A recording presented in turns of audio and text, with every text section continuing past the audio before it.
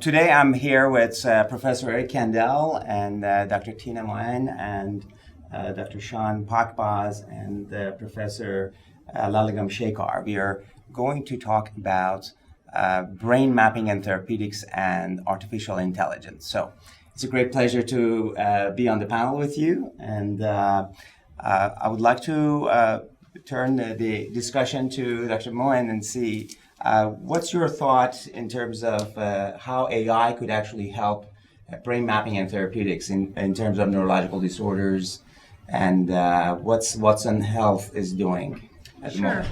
Sure. So I think the real key to applying AI to help solve problems and help people make more effective and more educated decisions is really the ability for AI to see through and across large amounts of data. Mm-hmm. And so in a topic like neurologic disorders and brain mapping and how to treat patients who are suffering from afflictions such as that, it's identifying the bodies of evidence and bodies of data that currently humans or perhaps even other advanced analytic techniques are mining this data, but oftentimes separately, the structured data versus the unstructured data. So applying AI to multiple data sets, structured and unstructured, in the subject of neurologic disorders will marry those two kinds of data together, which currently human beings are doing, and marry those two kinds of data together and surface insights much more quickly and at a speed and a scale that humans can't. Excellent. Dr. Kandel, what's your thought in terms of using AI for psychiatric disorders? I think it would be very helpful, particularly in marginal cases. It would be really a definitive diagnostic procedure. For example, people sometimes are sad.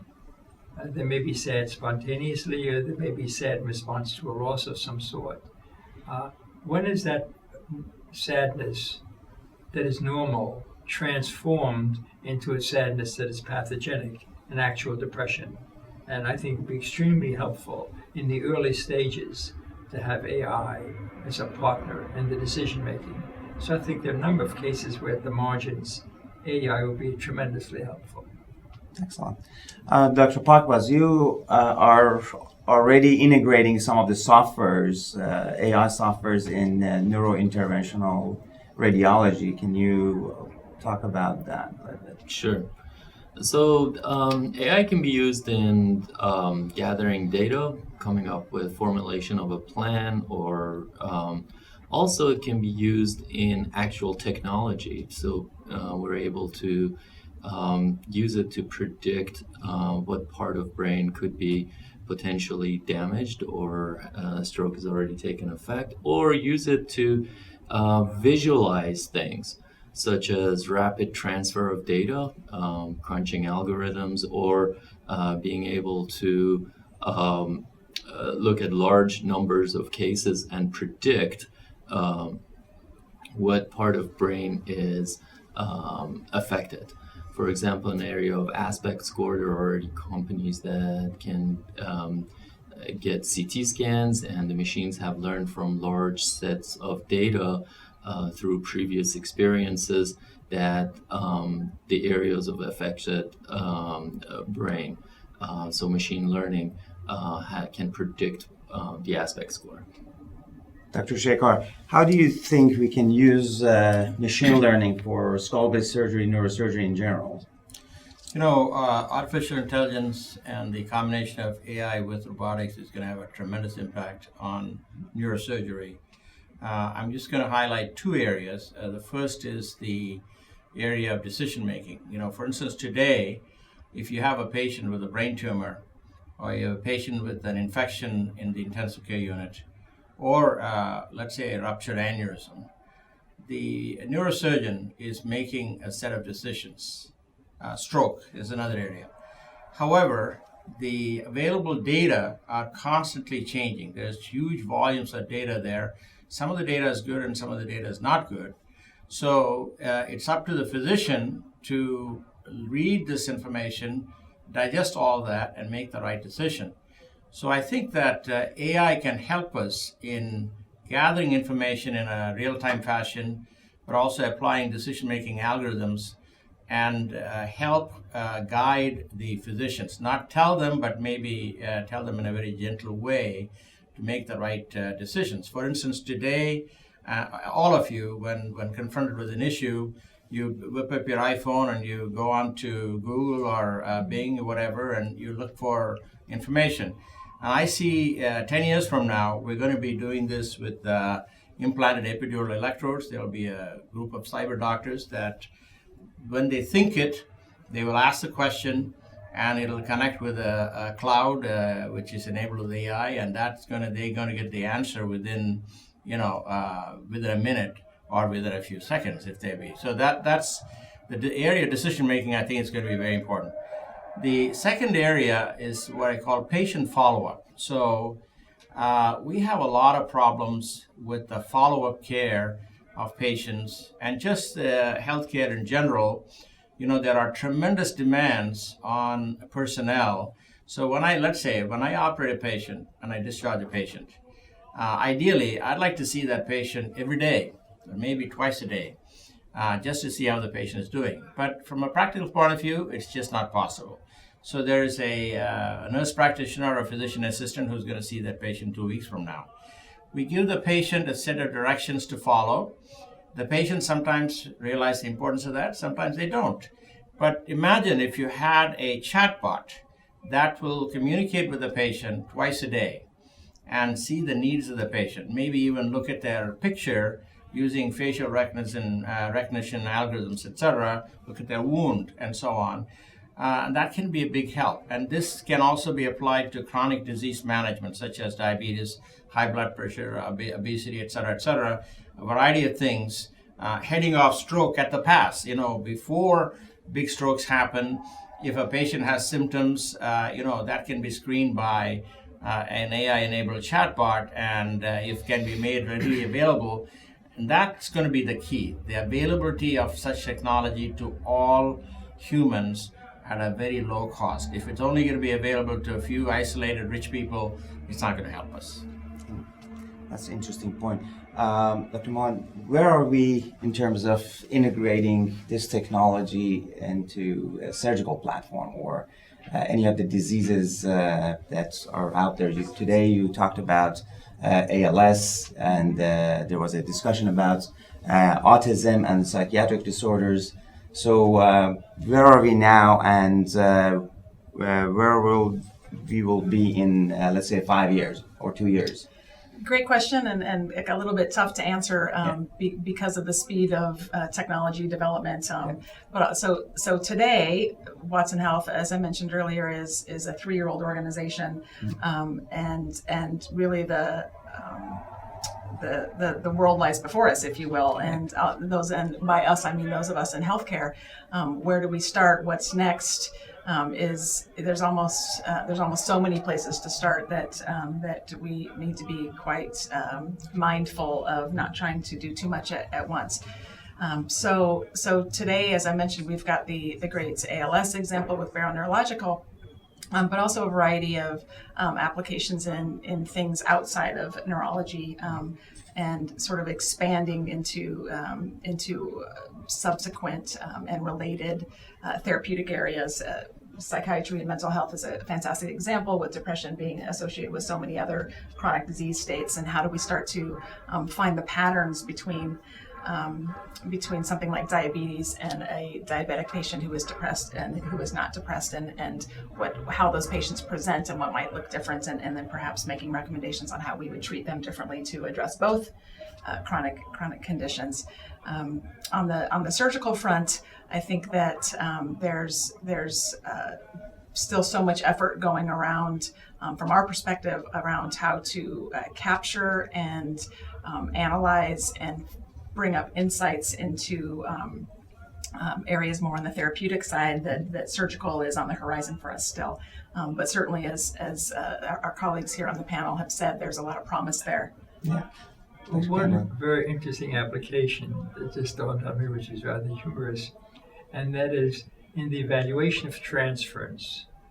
That is, when a physician presents to a patient when a patient presents to a physician, he projects onto the physician certain ideas, and the physician has to take that into consideration in the treatment of the patient. This is particularly important in psychiatric context, in which a patient often takes many aspects of his illness and projects it onto the physician. And the physician has to be comfortable with that and to interpret that for the patient so the patient can see what is reality and what is not. And to have objective evaluation of how this transference is developing and how it's being evaluated on both sides will be absolutely essential. Because it's clear, everybody's had this experience, in some cases there's a very good fit between a patient and a therapist. In many cases there are lousy fits.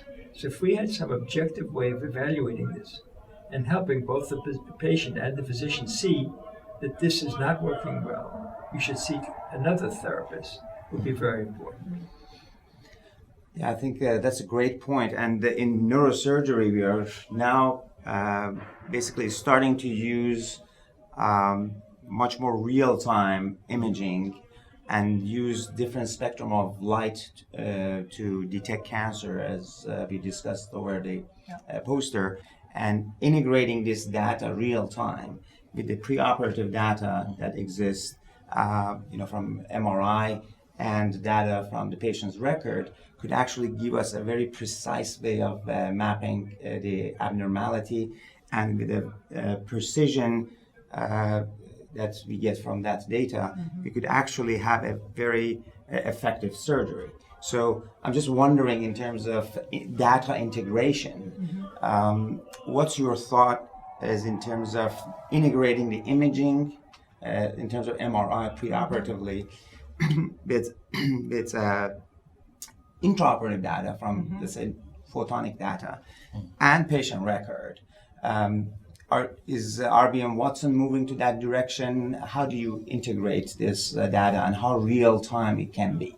Absolutely. I think there's been some work done, not in neurosurgery to my knowledge, but around cardiovascular imaging and identifying aortic stenosis, for example, and how some really great results have come from combining both what the AI system can see and comparing that to what the physician does or does not see and records as a diagnosis for a patient, along with text and unstructured data in an EMR, a patient's record.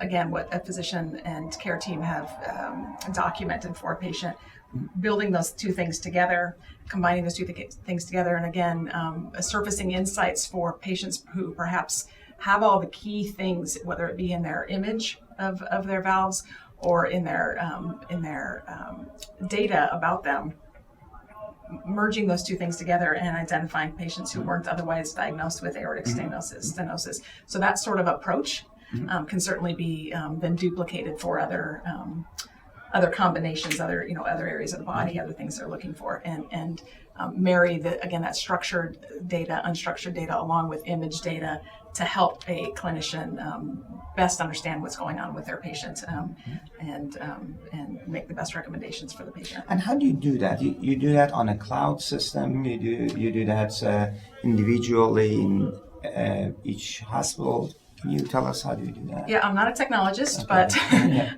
yes, data out on the cloud and or on-prem if that's a client's preference, depending on firewalls and local laws and things like that. But bringing data together and as one of our colleagues mentioned, the veracity of the data is important, and ensuring that that you've got appropriate volume to make viable decisions, and you've got appropriate veracity to make clean decisions. Put that out on the cloud and apply the technology, and after it's been trained on the subject of the target subject, and surfacing insights to provide back to a decision maker. And so in terms of Watson Health, I'm just wondering, because none of us have a data science background. So if this is rolled out, is this something that requires training for physicians, when to acquire data, how to acquire it, when to share it, how to share it, and this is very important for scientists to know, and we are not really trained for that. Yeah. Physicians are not trained for that. Just wanted to seek your thought about that. It's interesting. We were talking earlier about that there's an evolution of roles that will happen and has been happening over time with technology and people's professions. And this is another example of that. Folks who understand the language of healthcare, in this case, the language of neurology, working with organizations like ours to train the AI system, so that then the end user, the physician at the patient's bedside or the scientist at the bench, does not need to be a data scientist, but their organization, when partnering with companies like ours, their organization needs to understand their goals and their objectives, the kinds of data that they have. We can work with them and partner on the kinds of data that they may need, that may benefit and add to the decision. But certainly the goal would be to have the end user not need to both be a neuroscientist Yes. and a data scientist exactly. and an expert on every other subject. For example, I had another question from you, actually, to bring you to a conversation. I want to know, I mean, you are somewhat doing this cloud data sharing in your platform. That's right. So I'm just wondering, what are the problems you're now having in terms of, let's say, HIPAA violations, or in terms of data sharing, and pixelated MRI and so on? I think that one of the things that are happening, actually, many of the providers have already addressing that issue right now with us, with Google coming up with new ways of communication that are much better secured, as well as other platforms that are now coming out. That problem will solve itself in a short period of time. They've come up with ways that we can actually use HIPAA compliant technology for that purpose. But for storage of the data, we're right now using actual facilities that keep people's credit cards informations and people's private informations, and it are very secure, maybe more secure than actual hospitals keeping their own information. It's much easier to break into hospital information. But as a whole, as we were discussing in regards to the data, and one of the areas that we're interested in is stroke. And stroke, a lot of these are caused by atrial fibrillation. So atrial fibrillation, we now have devices that we can put under the skin, and they can evaluate every heartbeat of a patient, right? But that's an enormous amount of data for every patient that goes on. 800,000 new strokes every year. You can see that we need actual machines to flag which heartbeats are abnormal, which areas are abnormal, and then pass it on to the appropriate doctors. We're going to run out of cardiologists very, very quickly here with evaluating everyone's heartbeat. You were talking about Fitbit. Right. That's also very similar to putting devices in that. All that data has to be interrogated by someone, and it's not going to be humans. We're not that capable of carrying that much information and interpreting. We don't have enough experts to be able to manage that. Correct. So we do need artificial intelligence. We do need machine learning. We need predictive algorithm to be able to come in and sort out which patients actually will need some type of a treatment. There are now devices available that can predict someone going into congestive heart failure. We wear a necklace and it evaluates impedance, and we can give a medicine ahead of time. So, hey, don't go into congestive heart failure. You can get this LASIK. So that's where I think AI and what Watson and its information can really come in and help us, because we're unable to crush that much information. I think in the World Congress here today, there are presentations from a group that come up with a technology which could predict a seizure before it happens. Mm-hmm. So it can give a signal to a patient that you're about to get a seizure. Absolutely. And that is life-saving if you're driving. Sure. So the devices are becoming intelligent as well, so kind of an internet of everything.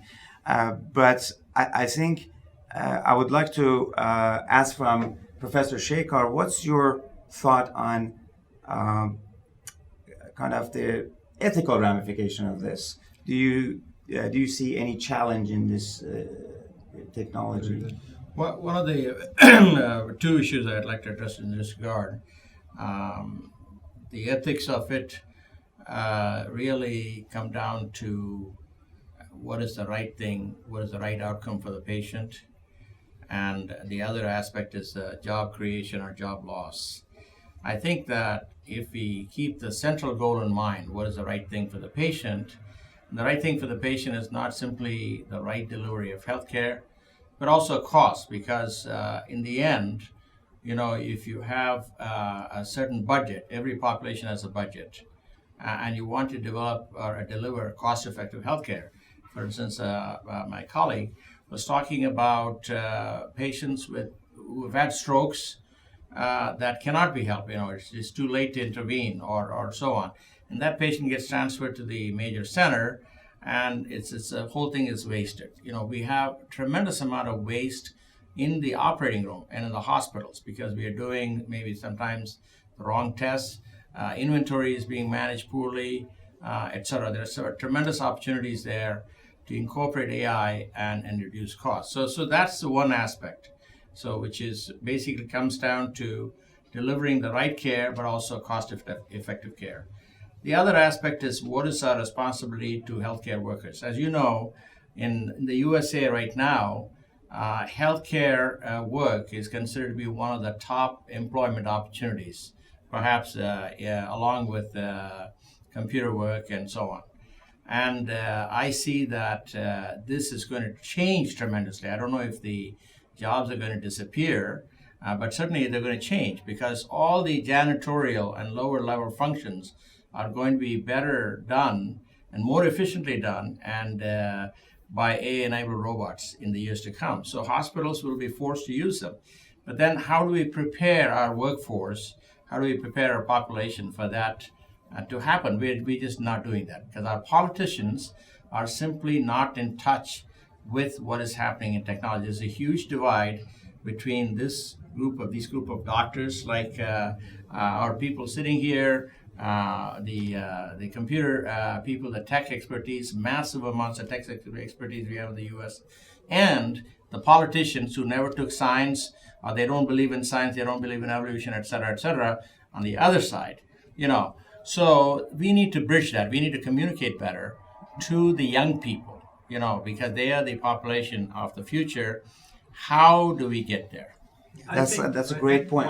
I was going to bring that to you because last night at the board of directors meeting, we had a politician in our board come to the board, and it was an assemblyman from California, and we talked about how do we actually communicate this technology to public, maybe through a brain channel, but also educate policymakers. Your thought on this? Yes. So to have experts come in and speak to policymakers and show them what options are available. But I think the most impressive way to convince someone of a new direction is to show that it works. So if the Mayo Clinic picks it up, or if Columbia Presbyterian picks it up, and all of a sudden can do something that other hospitals can't do, treat That's the way. patients more successfully, get them out of the hospital earlier, not even require hospitalization for certain illnesses who are inevitably hospitalized, that is going to affect every other hospital in the country. I'm overstating it, but there's nothing like a clear demonstration by a medical center that we're doing something that we didn't do before and has had a fantastic impact on the kind of health care we can provide. I think that is good and is inevitable. That's already happening in every field. Sure. But the problem that we have in the U.S. is that there's a population that is getting left behind constantly. You think about renewable energy, this is the clear future for America of the whole world. But then we are still defending coal because we have a whole bunch of coal miners and we have other people. We have people that have no education. So we need to find a way to reach out to these people and bring them into the fold, into our fold. Otherwise, this divide is going to become bigger and bigger. But this is an issue of the country as a whole in many, many areas.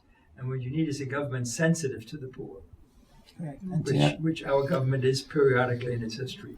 But I also venture to tell you that it may be job of our scientists as well, because companies like IBM can make jobs for people who are not skilled. Yes. Companies that can actually simplify the jobs that need monitoring.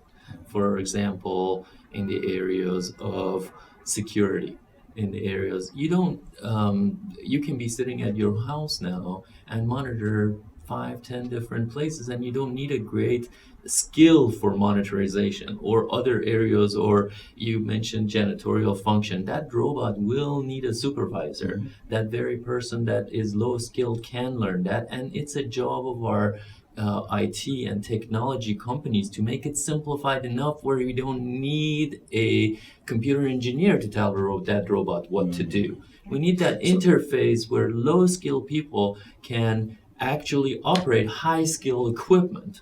And that's where I think that the gap will close, as opposed to making it harder and harder and needing a computer science degree to be able to operate the simplest things. I think the social responsibility is another aspect of this now. I would like to learn what IBM is doing in terms of social responsibility here. Absolutely, I think you're right. I think as I mentioned earlier today, Ginny Remedi, our IBM CEO, talks about this idea of a new collar job. And our responsibility to support those new collar jobs in the world, not just in the U.S. In fact, we have an initiative now reaching out to folks and individuals who maybe aren't college educated in a particular subject, but who are interested in just as you're saying, roles that haven't been in existence yet, a new collar job, and how we help prepare the industry to support the new technology that's being developed in all sorts of industries, not just in healthcare, but healthcare included. But I think to your point earlier about the evidence that it has worked somewhere is something that's very near and dear to our hearts as well, and driving a philosophy of data and evidence, particularly in healthcare, because it is such a pivotal point in how we all make decisions about whether things to buy for an organization or how to treat a patient. So doing proper studies with our partners at Mayo Clinic and on clinical trials matching or MSK and oncology to demonstrate sort of through the path of this developing technology first, that Watson is making appropriately clinical recommendations and agreeing with a physician recommendation, and then moving up through the hierarchy to the holy grail of outcomes. Very important that there's third-party objective evidence that technology, whether it's ours or other technology, works in healthcare. So I completely agree that proof is in the pudding, right? Yes. And with something like the Mayo Clinic, if it adopted some of these things, and it's an excellent position to do this, they could show within a reasonable period of time that this has dramatically improved the quality of healthcare that we can provide. Well, it's a great pleasure to have a fantastic panelist, Dr. Eric Kandel, Nobel Laureate, Dr. Tina Moreno from IBM Watson, Dr. Lalagam Shekhar, who's a prominent neurosurgeon, and Dr. Sean Potbaz, an interventional radiologist. So we look forward to provide you with more exciting information on Brain Channel, and thank you for watching Brain Channel.